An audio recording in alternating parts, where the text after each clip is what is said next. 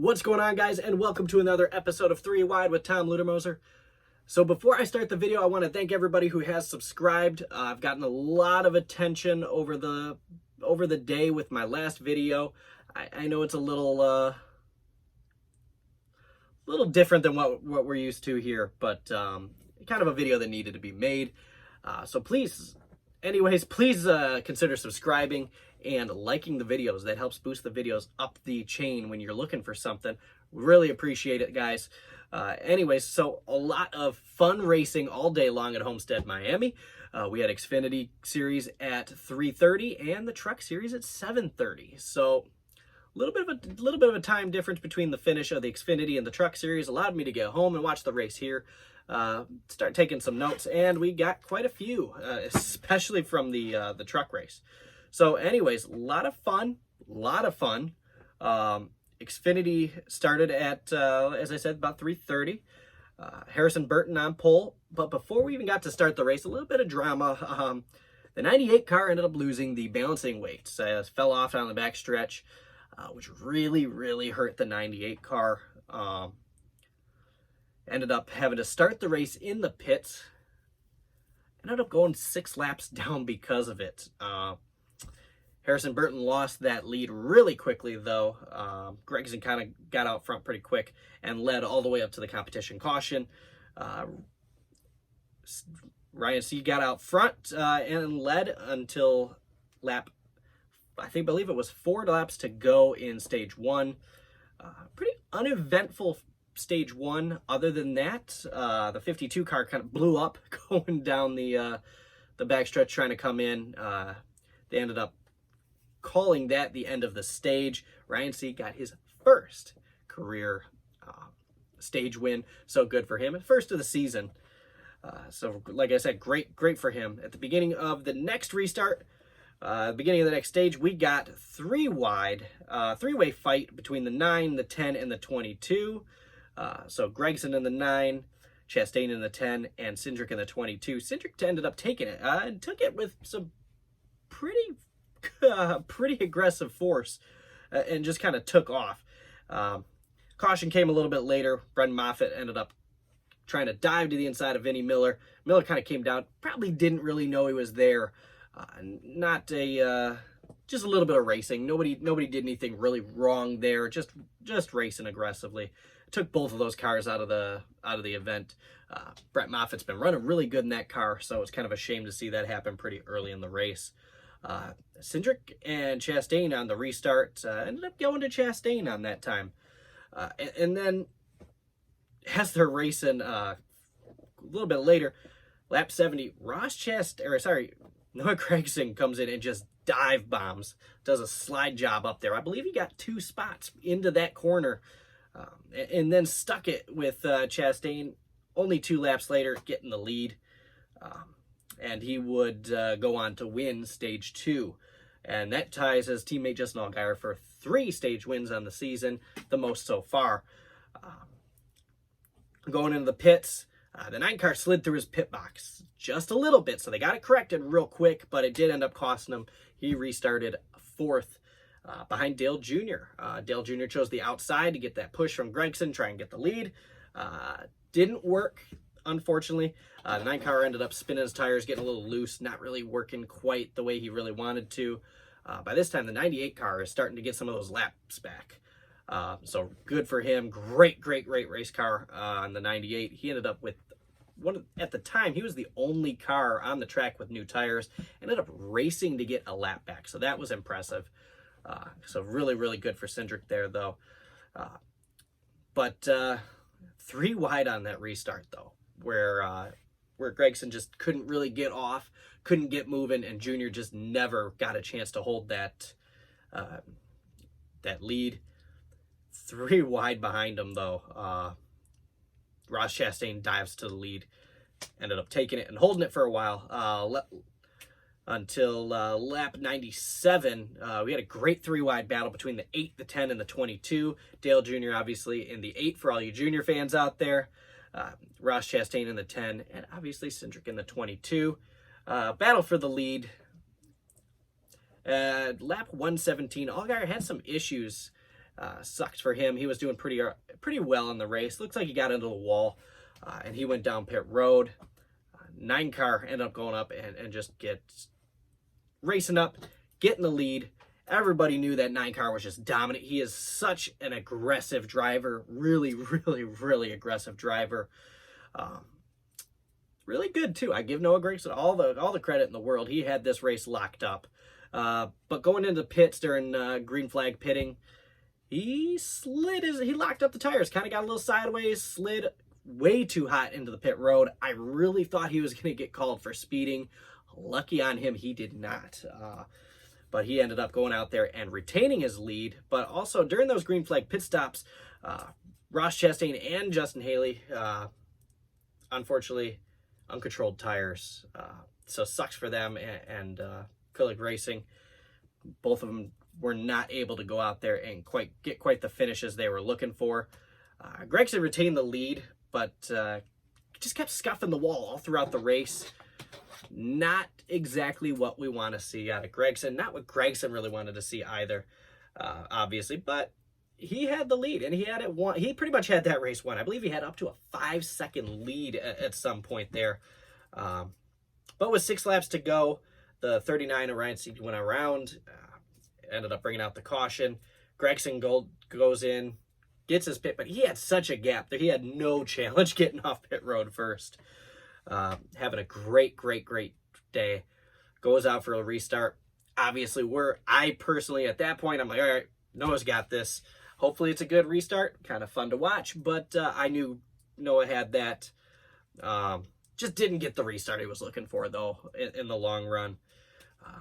And then we had 3 wide between the 20 of Harrison Burton, who ran in the teens all race long after losing that pole position.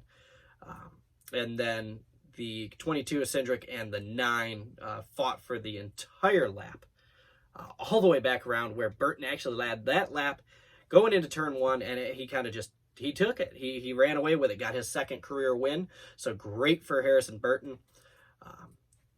Another really cool thing, though, that 98 car ended up coming back, getting on the lead lap, and finishing 7th from 6 laps down. I think if he would have retained on that lead lap, he probably would have been the favorite to win that race. So, yeah, great job finishing 7th. Harrison Burton's mom tweeted almost immediately, and this is the line of the race for the Xfinity Series race. OMG, what a badass restart. You are the damn man, kid. I love you.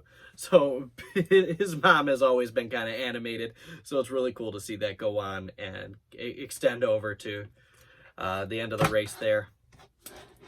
Then we had about not even an hour, maybe about an hour, maybe a little more, maybe a little less,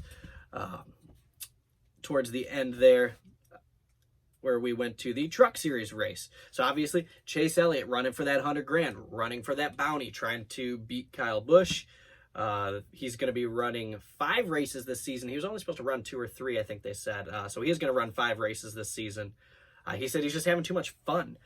So we're under the lights at Homestead this time, and Austin Hill starts on pole. Kyle Busch was supposed to be outside pole, ended up failing a tech inspection, so he had to start at the tail end and then come in and do a pass-through penalty. But at the start of the race, great jump for Hill. Kyle Busch served his drive-through, obviously lap 1 there. And you had a great battle between Enfinger and Hill for the lead about lap 7, but that was about the extent of it. Austin Hill, you just couldn't catch him. Once he gets that, he always sets his truck up to seemingly be a long-run truck, which is cool. That seems to work for him. Unfortunately, it backfired, obviously, at Atlanta. But nonetheless, it seems to work for him, and he does remain up there and remain competitive. But lap 15, Austin Hill leads to the competition caution. Under the competition caution, Kyle Busch is seen in the pits fixing the right rear of his truck, which is actually where most of that side force and rear downforce hits the truck. Very, very, very important corner of that truck. So you kind of thought maybe he might not have quite the chance. But of course, KBM, these guys are the best in the business, took care of that truck, fixed it up right. Another great restart for Hill, but caution comes out as he passes the line there. Zane Smith ends up coming up and getting into Chase Elliott,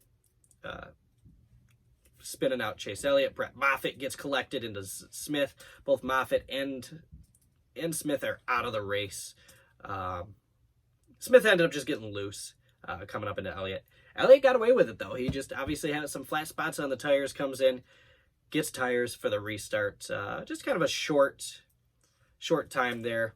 Didn't really run his tires into the next restart. He only had a couple laps to go for stage one.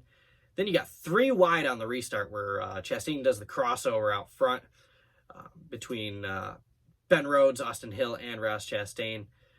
3-car race for stage one. Chastain with exciting sprint there ends up getting those points. Then you got the restart. Akis and Majeski start on the front. Kyle Busch got his lap back, got his positions back. Almost immediately out of that restart, he comes up there, gets second place, and obviously Kyle Busch kind of just takes off though. But he didn't run out all that far. Austin Hill did remain on his heels. Akis retains the lead until Kyle Busch takes it lap 8 of the stage and just gone. Lap 10. There's a lot of debris on the backstretch. That ended up coming from TJ Bell's truck. There was no caution, even though the 18 truck hit it. Probably the inside crush panel is what they kind of guessed after Bell smacked that wall. He got a little bit of tire debris as well as some metal out there. No caution for that, though. It ended up getting bounced out of the groove when the 18 truck hit it, so it was no problem at all.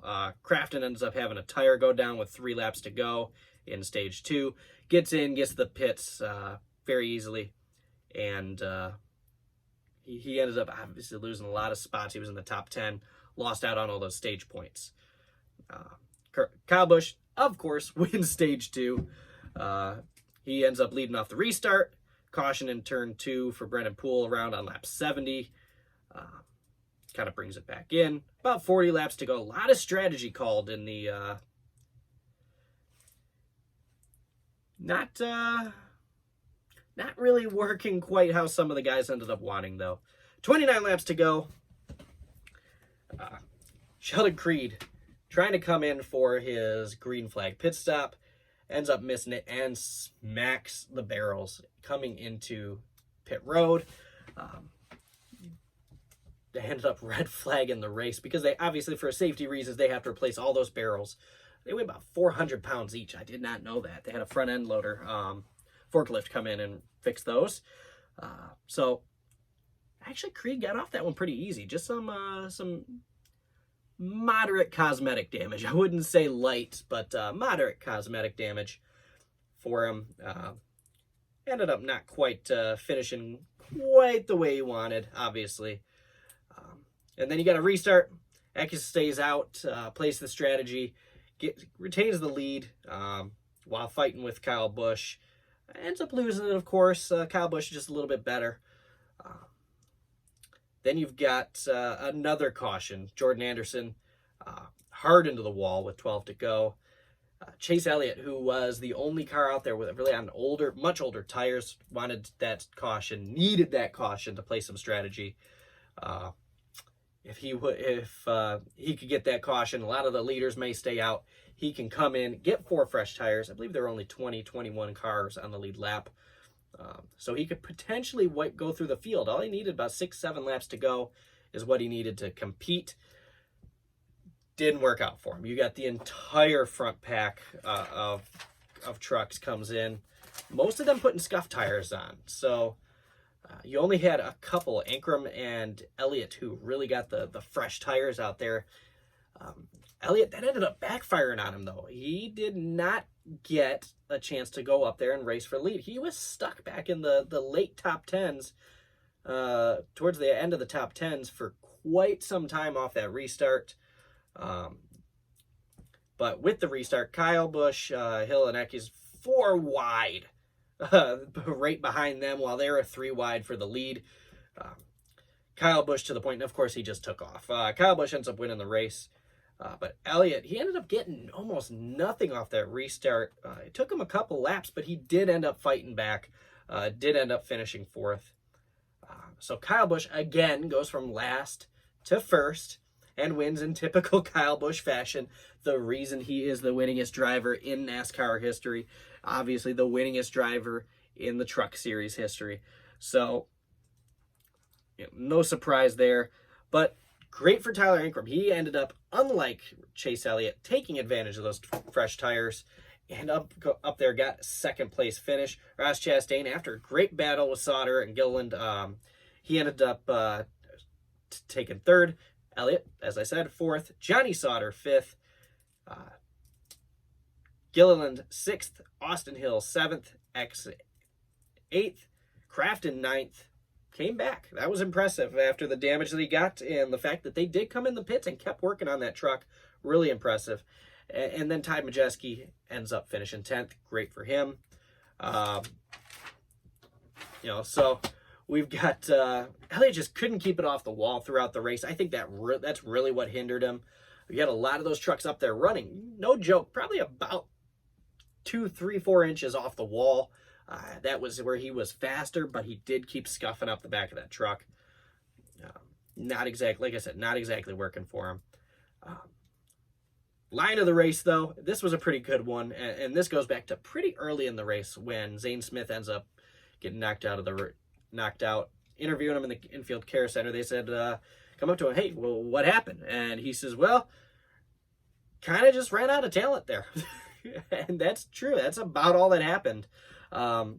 Just came up, bumped Elliott, so funny. That's my line. I love that line. Run out of talent. So cool to hear it. To hear it heard on TV. Anyways, so sorry about the kind of compacted video here. Tough to do. I'd hate to keep doing the individual videos for each the Xfinity, Cup, and Truck Series. So if we do run in the same day or within the time frame, the Truck and Xfinity Series, I am going to keep mashing them together. So that's everything you need to know about both of those races. Have a great rest of your day. Thanks for watching. I'm going to bed. I'm tired. You guys have a great one.